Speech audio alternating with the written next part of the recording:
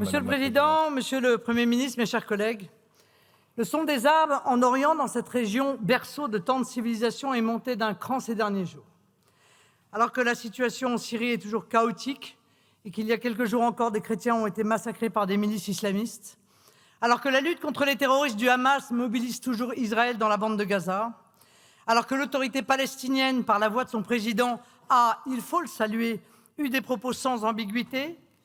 Il a dit ce qu'a fait le Hamas le 7 octobre en tuant et en prenant des civils en otage est inacceptable et condamnable, et qu'il doit libérer immédiatement tous les otages et personnes retenues, déposer les armes et ne plus diriger Gaza. Alors que la précipitation de certains pays, y compris le nôtre, à reconnaître dès aujourd'hui l'État de Palestine a semé le trouble, en semblant concéder en ces circonstances une prime aux exactions du Hamas. Alors que la Libye et dans une moindre mesure l'Irak peinent à se relever après les interventions militaires occidentales, alors que la Chine, à travers les routes de la soie, a massivement investi dans des infrastructures logistiques, je pense par exemple au port à sec d'Afrine, faisant de l'Iran un partenaire commercial clé pour l'Eurasie et lui offrant des débouchés stratégiques insensibles aux pressions occidentales, Israël, harcelé par les proxys de l'Iran et ayant le 7 octobre subi le pire pogrom depuis la Seconde Guerre mondiale, a considéré que son existence était menacée par le programme nucléaire iranien et soutenu par les États-Unis, a choisi par des frappes militaires préventives d'y mettre fin. Mes chers collègues, si le tableau géopolitique apparaît bien complexe, voire obscur, il y a un élément qui apparaît bien clair, l'absence de la voix de la France. Et c'est par là que je souhaite commencer mon propos. La première raison de cette disparition, c'est d'abord, depuis au moins le traité de Lisbonne, que la France a laissé l'Union européenne avoir une diplomatie propre.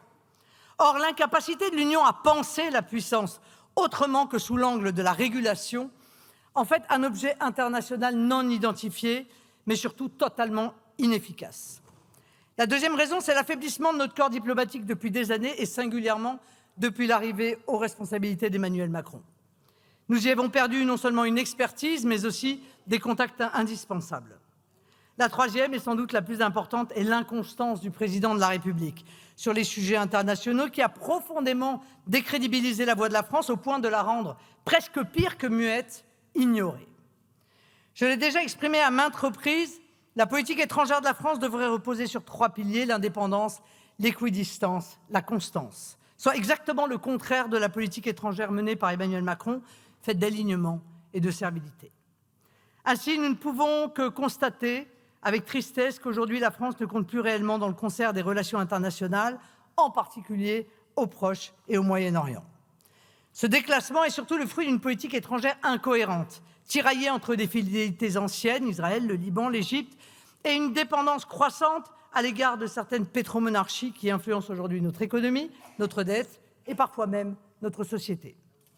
Mes chers collègues, de quand date la dernière initiative française ayant eu le moindre effet d'entraînement au Moyen-Orient?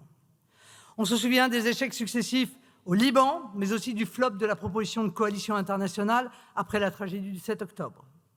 À l'inverse, on garde en mémoire l'aigreur et la fraîcheur de la réaction officielle française aux accords d'Abraham, pourtant novateurs, durant le premier mandat de Donald Trump. Comme si la France était incapable d'agir dans le présent et d'imaginer l'avenir plombé par des analyses d'un autre âge. Dans ses mémoires, le général de Gaulle appelait à voler vers l'Orient compliqué avec des idées simples. Or, aujourd'hui, il semble que c'est une rue arabe fantasmée, en référence aux sociétés laïques du monde arabe des années 60 et 70, qui reste au cœur de la définition de notre politique au Moyen-Orient, alors que cette région du monde est peut-être celle qui a le plus changé depuis 30 ans. Entre danger accru de l'islamisme dans certains pays et l'éclatante prospérité des pays du Golfe, devenus puissances d'équilibre et désormais de plus en plus influents loin de leurs frontières, le Moyen-Orient vit une ébullition à la fois heureuse et malheureuse selon les pays.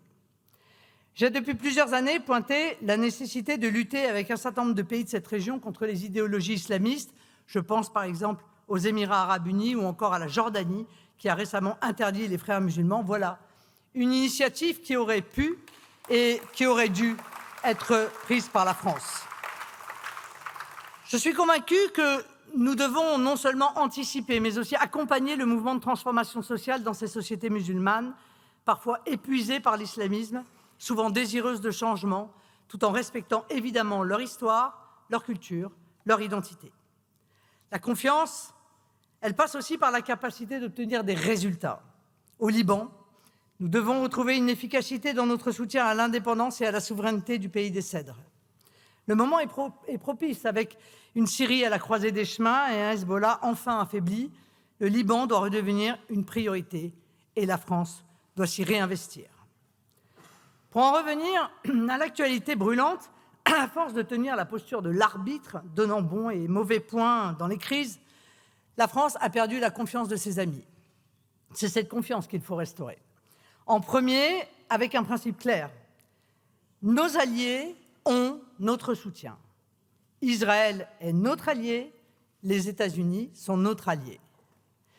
Les propos peu amènes du Premier ministre israélien envers le président Macron, tout comme ceux du président américain, ne peuvent qu'attrister la patriote que je suis. De la même manière, les propos francs du chancelier allemand, ils font le sale boulot. J'aurais préféré les entendre dans la bouche d'Emmanuel Macron. Concernant l'Iran, la ligne de la France doit être claire. Pas d'accès à la bombe nucléaire pour un État signataire du traité de non-prolifération de 1968. Il faut ainsi espérer que les bombardements américains aient lourdement entravé l'Iran dans le développement de l'arme nucléaire ou, à minima, aient rappelé au régime des mollahs qu'une grande partie du monde ne le laissera jamais détenir l'arme nucléaire. Mais il faut bien sûr continuer à parler à l'Iran. Et c'est à son grand peuple multimillénaire qu'il faut penser. Car malgré les souffrances infinies qu'il subit aujourd'hui, s'il y a bien un pays qui incarne le fait que les nations survivent au régime, c'est l'Iran. Ce dialogue doit avoir comme priorité la libération de nos 2 otages à Téhéran. J'ai ici bien sûr une pensée pour Cécile Kohler et Jacques Paris et pour l'ensemble de leurs proches. Même si la situation est particulièrement instable et peut potentiellement déraper à tout moment, il faut saluer la manière dont le président Trump est intervenu dans cette crise géopolitique. Alors qu'Israël menait une campagne de bombardement contre des cibles iraniennes sensibles, avec une stratégie de pression continue, espérant l'asphyxie, les États-Unis ont considéré que cette initiative, probablement non coordonnée avec eux, risquait d'embraser la région, étant donné la dureté de la riposte iranienne.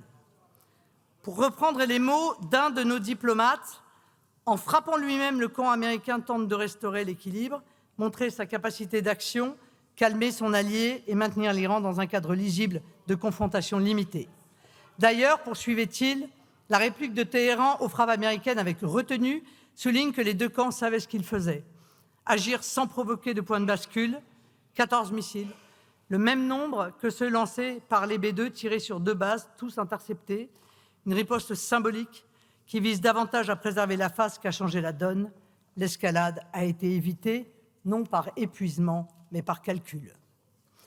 Je crois que, collectivement, nous pouvons nous réjouir du cessez-le-feu proposé, pour ne pas dire imposé, par les États-Unis et saluer cette sortie de crise sans vainqueur ni vaincu, chaque protagoniste gardant la face aux yeux du monde. Les États-Unis retrouvent en tout cas pour l'instant leur rôle d'arbitre qu'ils avaient perdu par leur politique belliciste depuis une vingtaine d'années. L'Iran évite l'humiliation et le régime sort incontestablement affaibli de cette guerre. Israël garde le soutien de ses alliés et a démontré à cette occasion sa supériorité militaire, en particulier en matière de renseignement.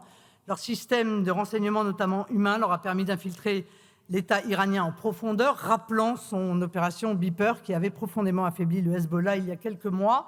Voilà une leçon pour notre pays sur l'importance du renseignement humain. Je ne crois pas que les États-Unis aient cherché à changer le régime iranien. Le président américain semble avoir compris, comme nous le défendons, que le changement de régime ne peut intervenir que par le peuple iranien lui-même. Le moment de la succession de Khamenei, aujourd'hui très âgé, sera peut-être une opportunité pour que la société iranienne choisisse un nouveau système politique. Du côté des pays arabes qui ont réagi de façon modérée, la question est bien entendu celle du leadership régional. L'Arabie saoudite en particulier, malgré la temporisation sur les accords d'Abraham, espère probablement renforcer et étendre son statut d'interlocuteur incontournable de la région. Pour la France, sans bien sûr remettre en cause nos liens avec les Émirats arabes unis, où nous avons d'ailleurs une base militaire, le rapprochement avec l'Arabie saoudite, qui est la clé de beaucoup de sujets cruciaux pour nous, est incontournable.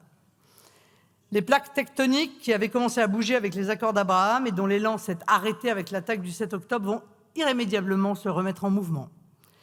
Il est par conséquent important de repenser notre influence au Moyen-Orient et surtout les objectifs que nous voulons atteindre.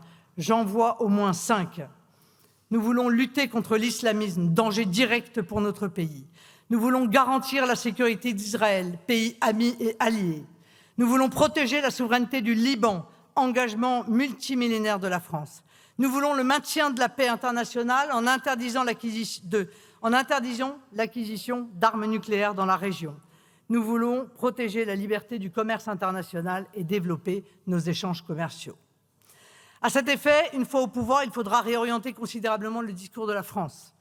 Il faudra défendre ce qui fut l'un des principes permanents et structurants de notre politique étrangère, l'attachement traditionnel de la France au droit et à la légalité internationale, qui repose sur l'égalité souveraine entre États, laquelle est le fondement même du système multilatéral, cœur de notre rapport au monde.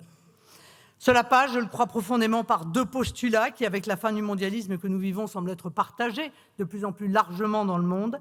L'existence des nations participe à la diversité du monde et donc à la richesse de l'humanité. La considération des peuples et le respect des nations sont des principes essentiels à la paix et à l'harmonie du monde. C'est dans ce sens que, vous le savez, je souhaite compléter le droit international. La France, éducatrice des peuples, selon la belle formule du pape Jean-Paul II et de tout temps créatrice de droits nouveaux, doit offrir au monde un nouvel outil juridique, une déclaration du droit des peuples et des nations. Profondément ancrés dans la tradition diplomatique et politique de notre pays, les grands principes énoncés dans cette charte, à commencer par l'égalité en dignité et en droit de tous les peuples et les nations, pourraient servir de guide sur le chemin de la paix et de la prospérité auquel aspirent tout naturellement les peuples du Proche et du Moyen-Orient. Je vous remercie. Merci, Madame la Présidente.